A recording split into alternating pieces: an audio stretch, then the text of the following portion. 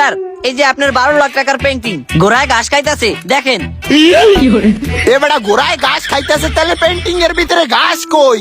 Sir আপনি কি একটা মদন? ঘোড়ায় তো সব ঘাস খেয়ে ফেলেছে, এখন ঘাস আসবে কোথা থেকে?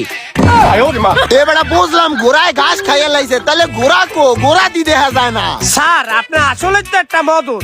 ঘোড়ায় ঘাস খাওয়ার পরে ঘোড়া যখন পেট ভরে গেছে না, তখন তো ঘোড়া গেছে গা। ঘোড়া কি এনে হয়ে থাকবে না বইয়ে থাকবে?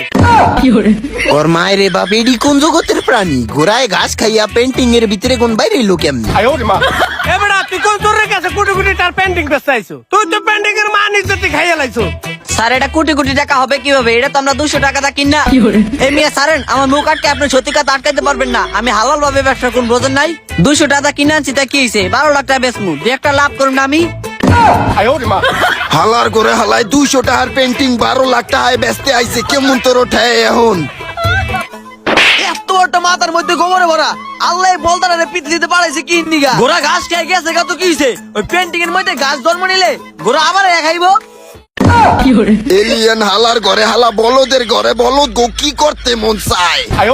পেন্টিং এর মধ্যে বলে ঘাস জন্ম নেবো, এই ঘাস আবার ঘোড়ায় খাইবো।